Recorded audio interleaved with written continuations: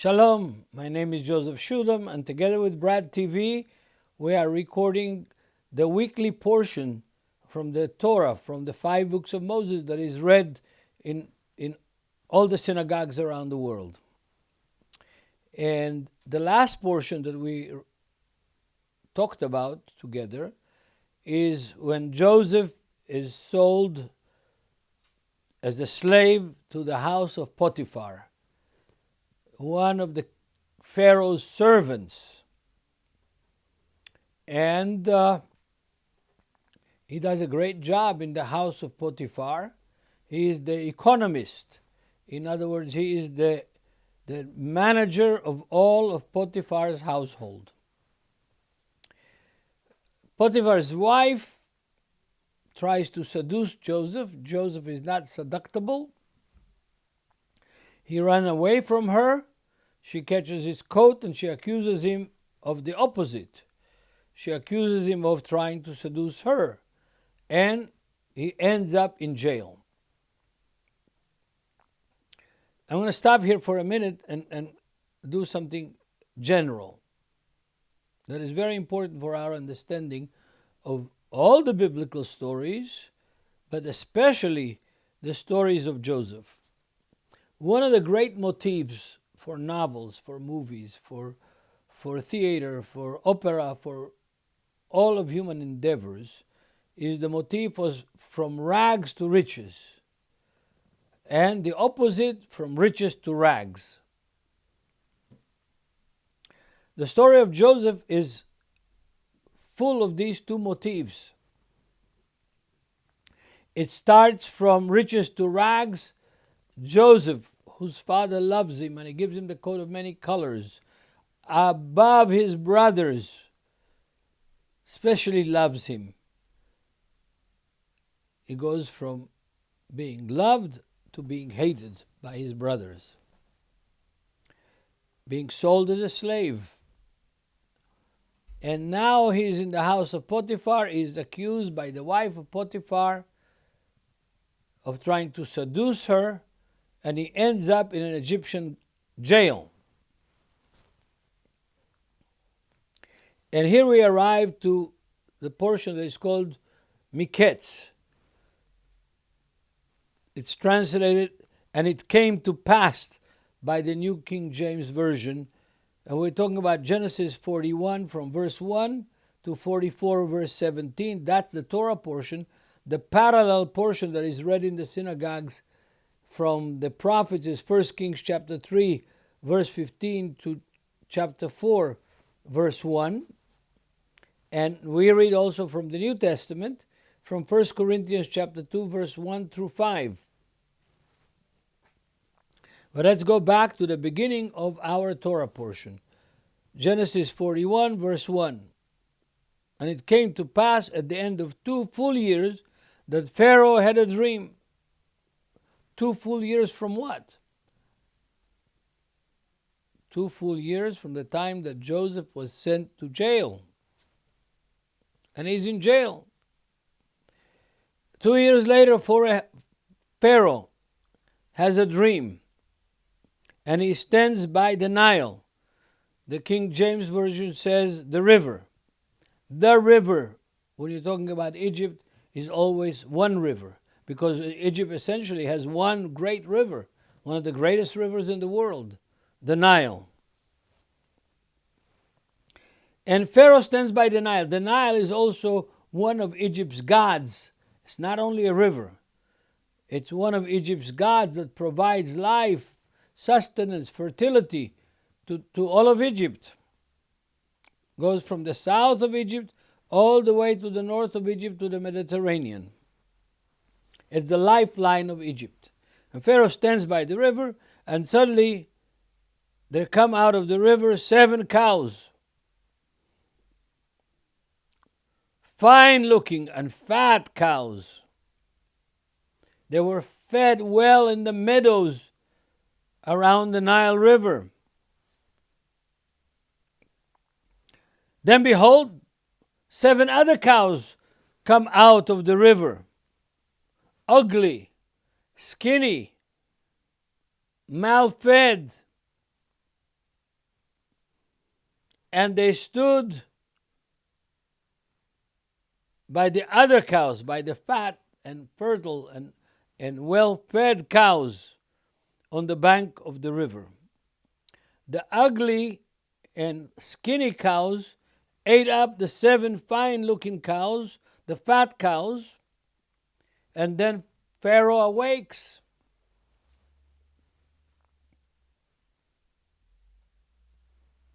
Verse 5 of chapter 41. He slept and dreamed a second time, and suddenly 7 heads of grain, sheaves, come up in one stalk, plump and good grain on those sheaves.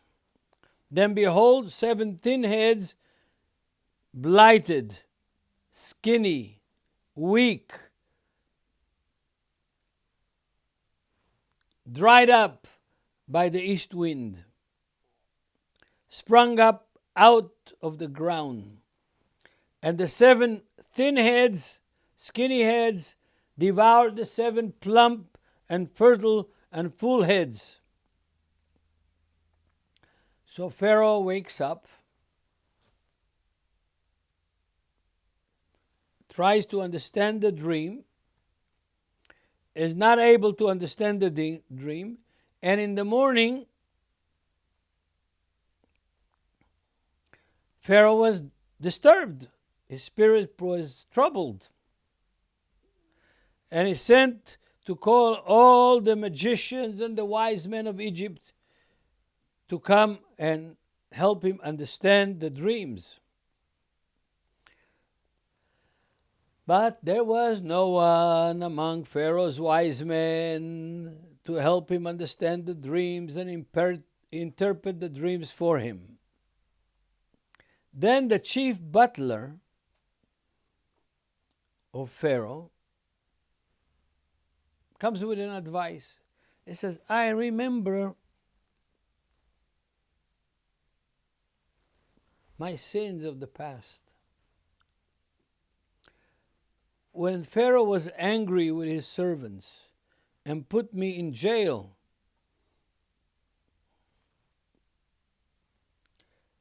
in the house of the captain of the guard, both me and the chief baker, and each of us had a dream one night. He, the chief baker, and I,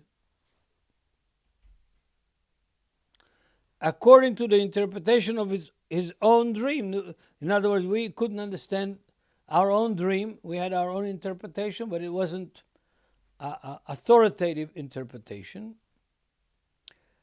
Now there was a young Hebrew man with us in jail. And that Hebrew man became a servant of the captain of the jail. In other words, he was not only in prison, but he got somehow in charge of certain aspects of the prison and the prisoners. And we told him our dreams, and he interpreted our dreams. Each man, he interpreted according to his own dream. And it came to pass, just as he interpreted to us our dreams, whatever he said would happen, happened. He restored me to my office, and he hanged my fellow prisoner, the other guy that had the dreams. Both of them were Pharaoh's servants. Well, Pharaoh heard the recommendation of one of his servants about this prisoner called Joseph, a Hebrew prisoner called Joseph. What would he do? Immediately he sent to get Joseph out of jail, out of the dungeon. King James calls it the dungeon. And of course, before the prisoner that was not shaved, not clean, not dressed right, would be taken before Pharaoh, they had to wash him and shave him and bring nice clothes to him and change him to be a much more honorable person that will go in front of Pharaoh. to interpret Pharaoh's dream. And so Joseph is invited there before Pharaoh, is brought before Pharaoh, and he interprets Pharaoh's dreams. To make the long story short so that we can keep within the time frame, Joseph interprets, first, both dreams are the same. I want to tell you that this is a well-known fact in modern psychology of dreams, and it's also a biblical dream. People who have dreams in the Bible usually have the same dream in two variants that have the same meaning in the end. So Joseph interprets the dream for Pharaoh and says the the 7 fat cows are years of plenty, fertility. The land will produce richly. And then after that, there will come 7 lean years, drought. The land will not produce. Both dreams have the same meaning. The dreams of the cows and the dreams of the wheat sheaves have the same meaning. The lean years, the lean cows devour the well-fed fat cows and the fat grain. Again, the same motif that I started this teaching with, which is from rags to riches, and then from riches to rags. That's true with Joseph, but it's also true with Pharaoh and his dreams, and it will be true for all of Egypt. So Pharaoh asks his wise men and his magicians what to do, and it ends up with Joseph. Joseph comes and says what should be done, and Pharaoh on the spot nominates him, if I use modern political terminology, to be the prime minister of Egypt, to handle all the preparation during the 7 fat years in order to survive the 7 lean years. My mother used to not spend money very easily. She worked as a foreman in a factory, and she always would say, we have to save white money for black days.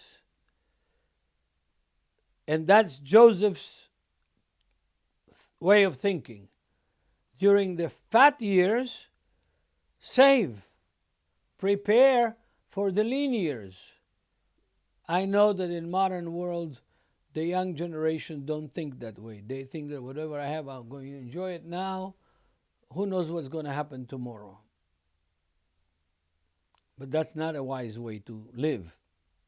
Not according to the Torah, and I don't think that it's also according to the prophets, and not according to the teaching of the Yeshua. Yeah, we have to prepare for the worst and hope for the best. The teaching of Yeshua, the parable of Yeshua of the wise man and the stupid man, that the wise man built on the rock, on the mountain, up the hill, where it's hard to build, and the foolish man built on the sand, on the seashore. When the water came and the floods came, the house that was built on the sand, on a weak foundation, collapsed, but the house that was built with hard labor, more expensive work, up on the mountain, survived. And so you have the same paradigm here in this portion of Miketz. Joseph is appointed as prime minister of Egypt to prepare for the 7 lean years. And remember, Joseph didn't study engineering or economy. He had natural wisdom and divine guidance. I would say divine Holy Spirit guidance to become such a powerful man in Egypt. And everybody knew that Joseph was a Hebrew. Yes, he worked at the service of Pharaoh and he dressed like Egyptian. and his children looked like Egyptians. We'll see it further down in the book of Genesis, that Jacob doesn't recognize Joseph's children because they're dressed and have haircuts, and they have the manners and the language of Egyptians. He married Osnat. When I was in kindergarten and in elementary school, we had a girl named Osnat in our class, but I never heard anybody in America name their daughter Osnat. But in Israel, there are still some Yemenites and Iraqi Jews, maybe Kurdi Jews, that they named their daughters Osnat because it was the wife of Joseph. So, the 7 fat years passed, and all of Egypt was networked with Joseph's plan, with storehouses for grain that will provide grain for the 7 years that there is drought in the land. Some archaeologists think that they found such storehouses. As somebody who studied archaeology, I've seen pictures. I don't know if it's real or not. Whatever it is, however, is very interesting that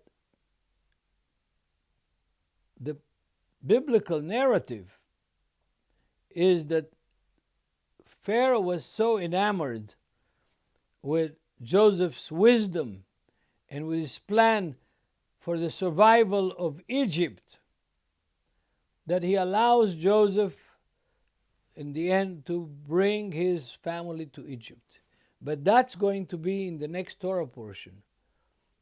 In this Torah portion, what happens is that when there is drought in Egypt, that means that the whole Middle East has drought. Especially in the land of Israel, the land of Canaan. And Jacob, like his forefathers, like Abraham, and in time of drought, where do you go to get food? In Egypt. Why is Egypt fertile in the time of drought? Because Egypt doesn't depend on rain, it depends on the Nile. And the Nile is a very special river. It starts in the southern hemisphere and it ends in the northern hemisphere, in the Mediterranean. What happens when we have summer here? What do they have in Ethiopia, in Tanzania, in Rwanda, in Uganda, in Zimbabwe? What do they have? They have their winter. The rain falls in Africa when we are in summer here. We don't have any rain in the land of Israel for months out of the year. But they have in the southern hemisphere, winter time, rain. And the Nile River is one of the only huge, big rivers, major rivers in the face of this earth that flows from south to the north, almost straight line from the south to the north. So when it gets to Egypt, which is in the northern, most of it is in the northern hemisphere, when you get to Egypt, that means that it's the flood time in the summertime, because the water comes from the winter of the southern hemisphere to the northern hemisphere. So when there is drought in the land of Canaan, people go down to Egypt to get their food from Egypt. So Jacob sends his sons to Egypt to get food. And Joseph, who is now next to Pharaoh in his status in Egypt, finds out, recognizes his brothers, and a very interesting saga starts over here. Joseph doesn't tell them that he's Joseph. They think that Joseph died. They reported to Jacob, their father, that Joseph was devoured by a wild animal, and they dipped his coat of many colors in blood of one of the sheep and presented it to Jacob. And Jacob thinks that Joseph is dead. And they don't know that Joseph is alive. And they couldn't even imagine that God would take Joseph out of the pit, of the dungeons of the Egyptian prison, and put him in this high position next to Pharaoh. Nobody was higher than Joseph next to Pharaoh. The story of Joseph is a parallel story to the Messiah, to Yeshua. And we're going to talk about this in the next lessons, because Joseph, whom God blessed with dreams and with visions, prophetic dreams of what's going to happen, becomes hated by his own brothers. And even his father and his mother criticized him for these dreams, and they said, "What do you think? We're going to bow down to you? You're going to be the sun, and we're going to be the stars, and we're going to be dancing around you and bowing down to you?" Not going to happen. But it's going to happen. And Joseph, recognizing his brothers, interrogates them here in our portion of the week, questions them, asks about the father and his family, and they try to tell him the truth. Father is old and he's grieving for a son that he had but he lost. We are going to return to this story in the next week, in the next portion, which becomes a very, very big drama where Joseph finally breaks down in front of the brothers. And in a very dramatic and emotional scene, reveals to them, I am Joseph, your brother. That drama is one of the most dramatic moments in the whole Bible. Beside the cross of Yeshua being crucified in Jerusalem, the story of Joseph revealing himself to his brothers is the most dramatic story in the whole Bible. And we're going to do that in the next week's teaching. May God bless all of you. Read the Bible. Follow our portions by reading them. God bless all of you. Shalom from Jerusalem.